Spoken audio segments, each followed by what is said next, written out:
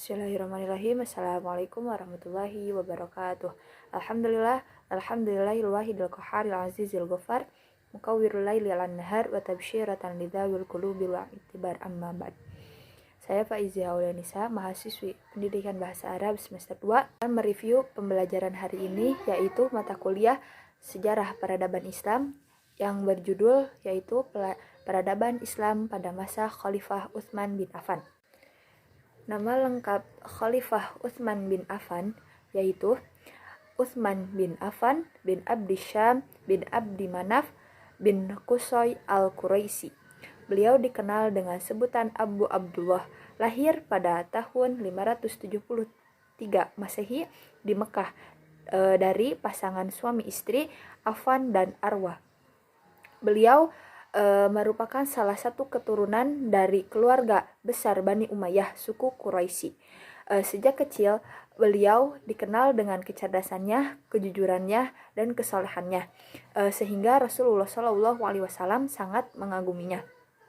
Oleh karena itu, ia diberi kesempatan untuk menikahi dua putri Nabi Muhammad SAW secara berturut-turut, yaitu setelah putri Nabi yang satu meninggal dunia, dan beliau juga dikenal atau mendapat gelar yaitu Dzu bin Affan diangkat menjadi khalifah atas dasar musyawarah dan keputusan sidang panitia 6 yang panitia tersebut dibentuk ketika Khalifah Umar bin Khattab sedang sakit, dan keenam anggota tersebut yaitu Ali bin Abi Thalib, Utsman bin Affan, Abdurrahman bin Auf, Sa'ad bin Abi Waqqas, Zubair bin Awam, dan Thalhah bin Ubaidillah.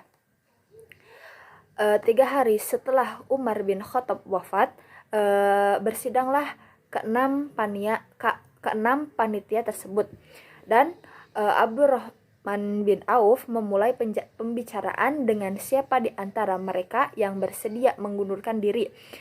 Ia lalu menyatakan bahwa dirinya mengundurkan diri. Nah, setelah itu dipanggillah kedua calon selanjutnya, yaitu Ali bin Abi Thalib dan Utsman bin Affan secara terpisah. Dan di situ Ali bin Abi Thalib mengundurkan diri, dan sedangkan Utsman bin Affan yaitu dia bersedia untuk menjadi khalifah yang selanjutnya. Lalu Utsman bin Affan dinyatakan resmi sebagai khalifah melalui sumpah dan baiat seluruh umat Islam. Pemilihan ini berlangsung pada bulan Zulhijjah tanggal 23 Hijriah atau sama dengan 644 Masehi, dan dilantik pada awal Muharram tahun 24 Hijriah atau 644 Masehi. Pada saat diangkat, beliau berusia 70 tahun, dan pengumuman khalifah tersebut dilakukan setelah sholat berjamaah di Masjid Madinah. Di antara 4 khalifah yang menggantikan Nabi Muhammad SAW pada masa pemerintahan Utsman bin Affan, yaitu memerintah umat Islam paling lama dibandingkan ketiga khalifah lainnya yang memerintah selama 12 tahun. Dalam pemerintahannya, sejarah mencatat telah banyak kemajuan dan berbagai aspek yang dicapai oleh umat Islam. Satu kemajuan pada masa Khalifah Utsman bin Affan yaitu yang pertama peluasan wilayah.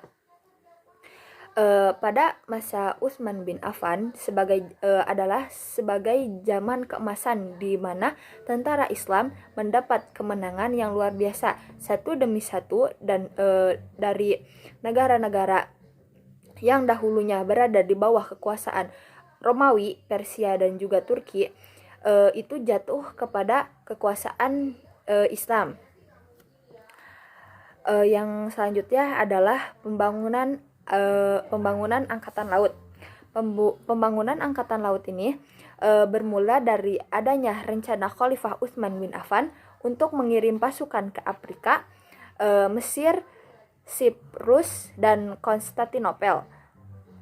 Oleh karena itu, atas usulan gubernur di daerah Di daerah tersebut, Utsman bin Affan menyetujui membentuknya armada laut yang dilengkapi dengan personil dan sarana yang memadai.